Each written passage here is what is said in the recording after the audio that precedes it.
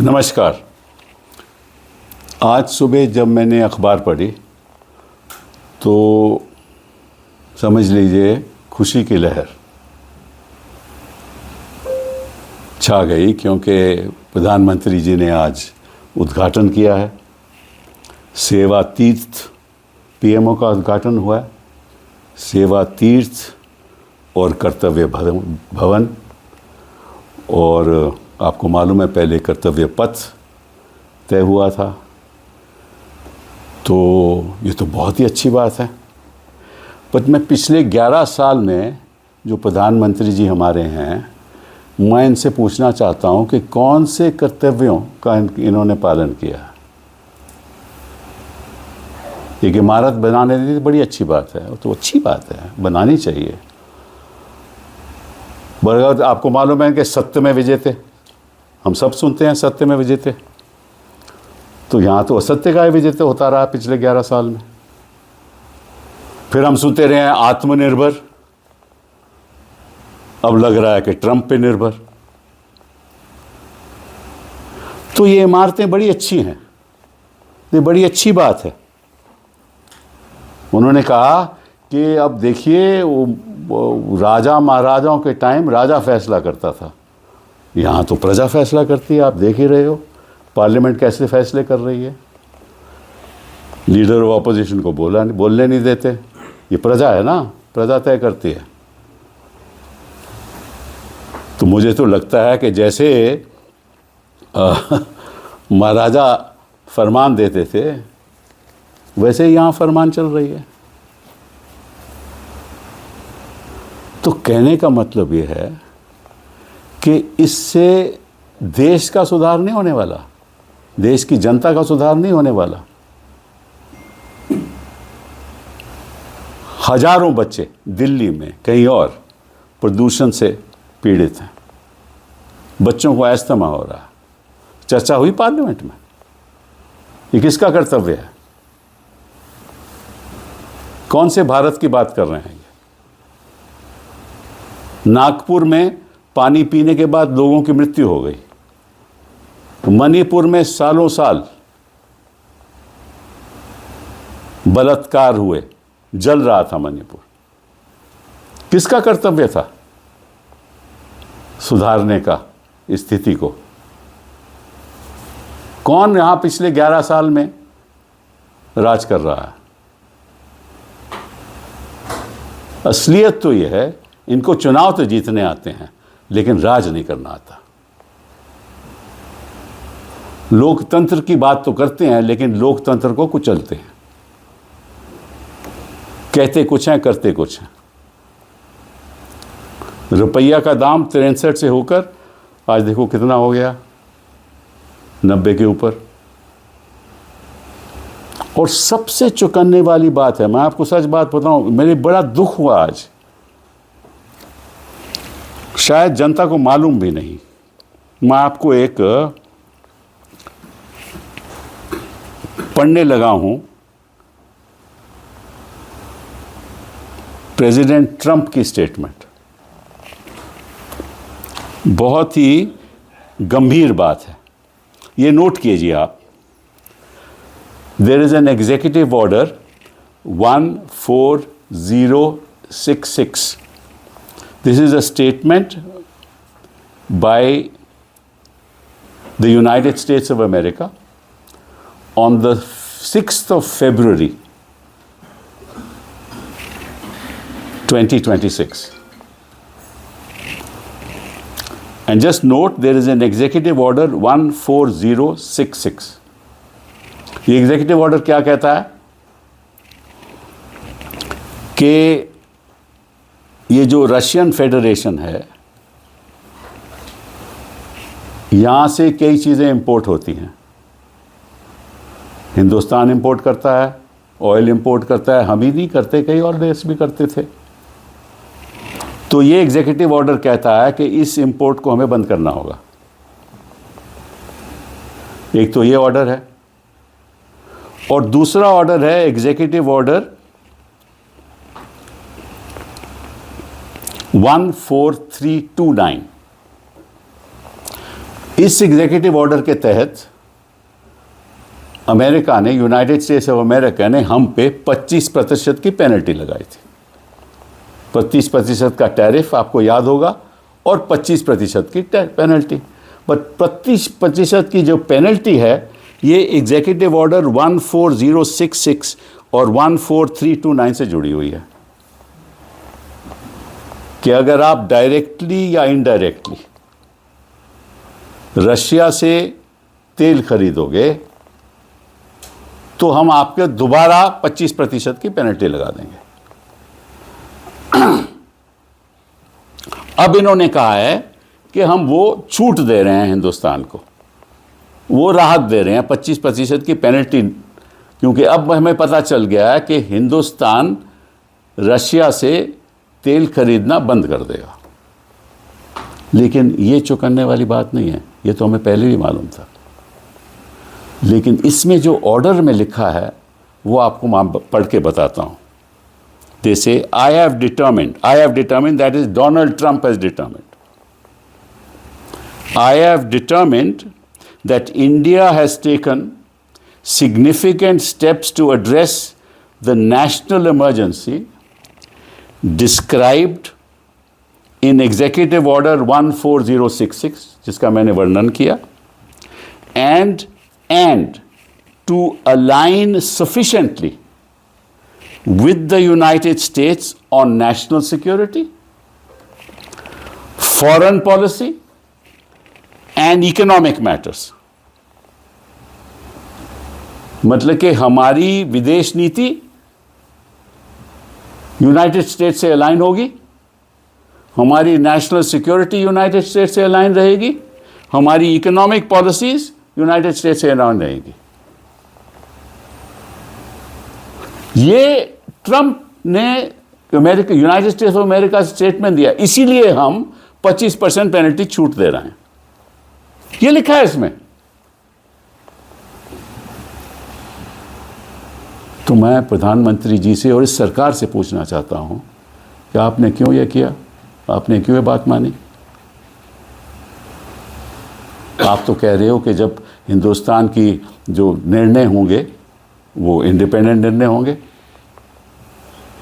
लेकिन ट्रंप तो आपको बोल रहा है कि आपकी इकोनॉमिक मैटर्स में, नेशनल सिक्योरिटी मैटर्स में और फॉरेन पॉलिसी में आपकी पॉलिसीज हमारे साथ अलाइंड रहेंगी। ये हमने निर्णय किया है,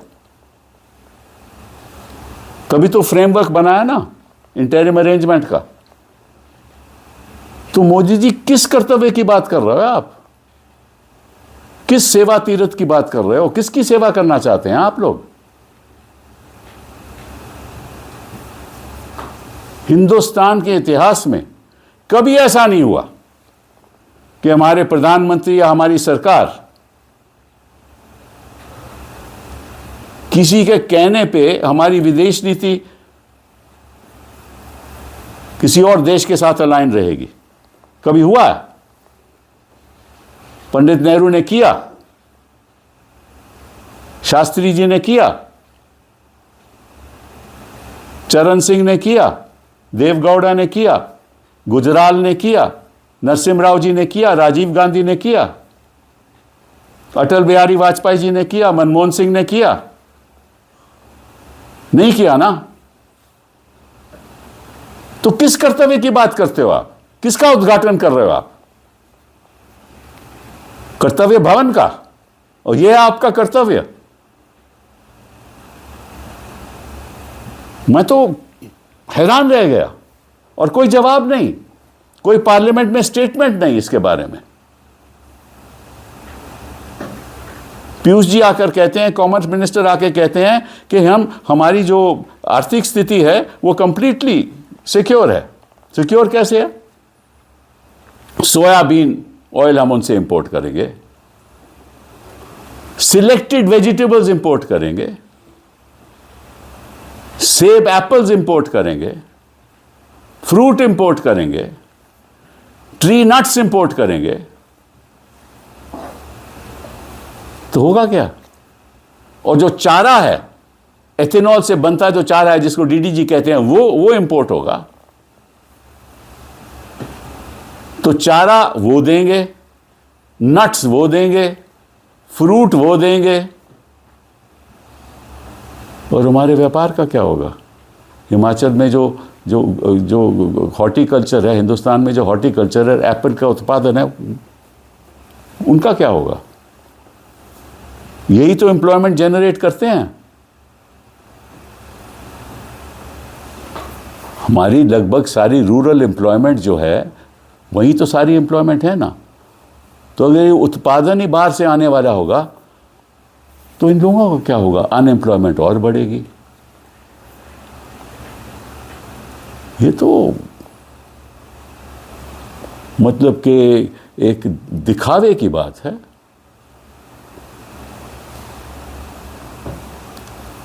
और मैं समझता हूं कि जिस तरह से इस सरकार ने हमारी सॉवरेनिटी को खतरे में डाल दिया,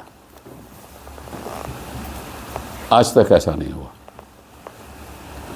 और कोई चर्चा नहीं, इस पे कोई चर्चा नहीं। और मैं आपको एक और इंटरेस्टिंग बात बताऊं, ये जो स्टेटमेंट दिया एक प्रधानमंत्री जी ने, बड़ी एक क्रिप्टिक सी छोटी सी स्टेटमेंट दी है, उसके बारे में भी बता देता हूं। प्रधानमंत्री जी ने एक छोटा सा बयान दिया है जिसमें उन्होंने कुछ नहीं कहा। उन्होंने कहा कि सब ठीक है।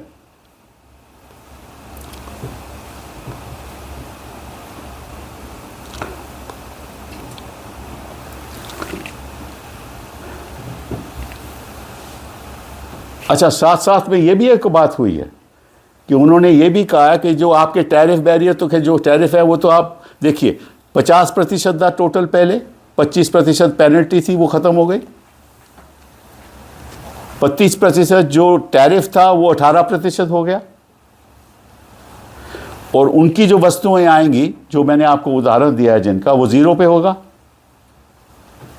तो फायदा किसको हुआ? फायदा किसको हुआ? अमेरिका को। और कपास है वो फ्री दे रहे हैं, 0 इंपोर्ट ड्यूटी बांग्लादेश को। अब पीयूष जी ने कहा कि हमारा भी ऐसे होने वाला है, पता नहीं कब होगा, कैसे होगा। अभी तो फ्रेमवर्क एग्रीमेंट ही है, अभी तो मालूम ही नहीं कि इस असलियत में होने क्या वाला है, क्योंकि बारीकी में तो कोई गया नहीं ना। अभी तो ट्रेड एग्रीमेंट हुआ ही नहीं, ये तो फ्रेमवर्क इंटरिम अरेंजमेंट है। तो नॉन टैरिफ बैरियर मतलब कि क्वांटिटेटिव रिस्ट्रिक्शंस, वो नॉन टैरिफ बैरियर मतलब कि अगर आप इतने सेब आप इससे ज़्यादा नहीं इंपोर्ट कर सकते, तो वो एक क्वांटिटेटिव रिस्ट्रिक्शन हो गई ना। तो वो भी बैरियर हट जाएंगे, because these are called non tariff barriers, वो भी हट जाएंगे।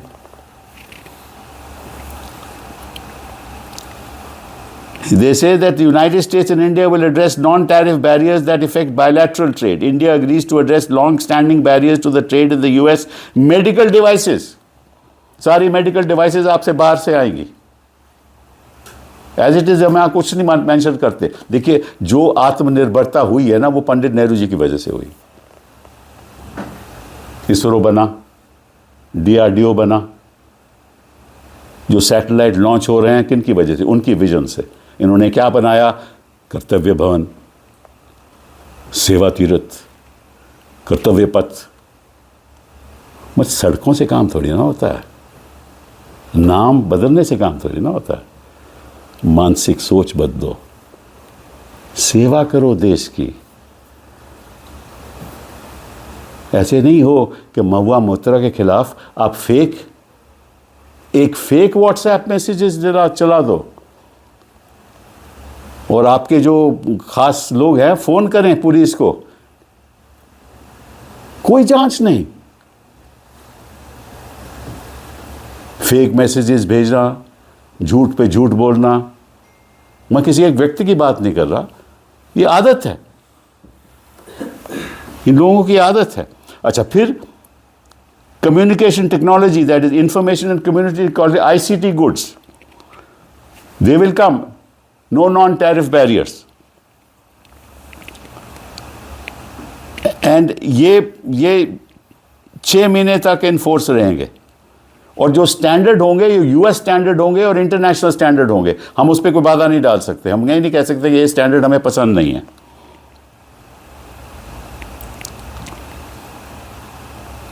और ये कहते थे कि एग्रीकल्चर हम ओपन नहीं करेंगे, मतलब कृषि के क्षेत्र में हम अपनी इकोनॉमी ओपन नहीं करेंगे, उन्होंने कर दी। किसान का क्या होगा? तभी तो ट्रेड यूनियन और किसान पहली बार उन्होंने प्रोटेस्ट किया है, भारत बंद। तो मोदी जी, मैं आपसे आग्रह करता हूं, इस सरकार से आग्रह करता हूं कि देश कहीं देश मतलब कि हम सबसे बड़ा है। देश है तो हम हैं। देश किसी के अधीन हो जाए तो हम भी अधीन हो जाएंगे।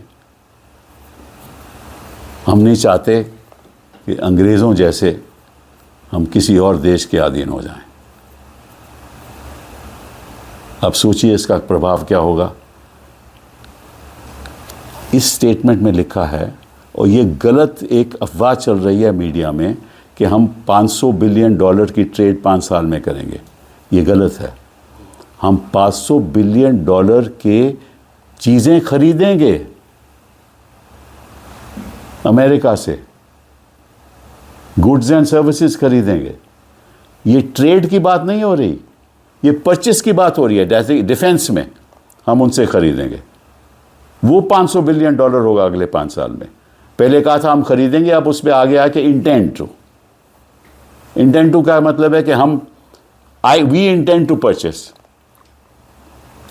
कि हम चाहते हैं कि हम आपसे, और वो चाहते हैं कि हम उनसे उनकी $500 बिलियन की डिफेंस इक्विपमेंट और बाकी जो भी है खरीदो एयरक्राफ्ट वटेवर खरीदेंगे। क्या हम मतलब कि हमारे पास इतनी लागत है हमारे पास खरीदने की? 4%, 4.3% तो हमारा डेफिसिट है। कहाँ से खरीदेंगे हम?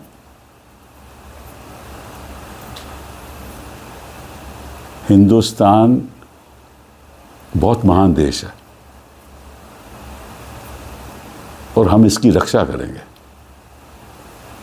और जो खिलवाड़ हो रहा है ना, हम इसको बर्दाश्त नहीं करेंगे। हम आवाज़ उठाएंगे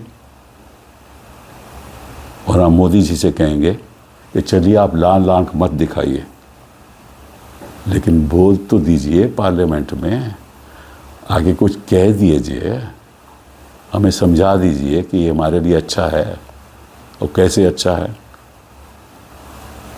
क्योंकि अब तो आत्मनिर्भर की भारत की बात ही ख़त्म हो गई, क्योंकि सब चीज़ तो बाहर से आएगी अब। और मैं आपको और इंटरेस्टिंग बात बताऊं, मैंने कुछ इसमें एग्रीमेंट देखे हैं मलेशिया के साथ। मलेशिया के साथ भी एग्रीमेंट हुआ है, और उसकी बारीकी में जाओ तो आपको लगेगा कि मलेशिया ने भी वही किया है जो हम प्रोबेबली करने जा रहे हैं। हम तो चाहेंगे कि प्रधानमंत्री जी वाकई में देश की सेवा करें, तीरथ समझ के, और कर्तव्य निभाएं। बहुत बहुत धन्यवाद।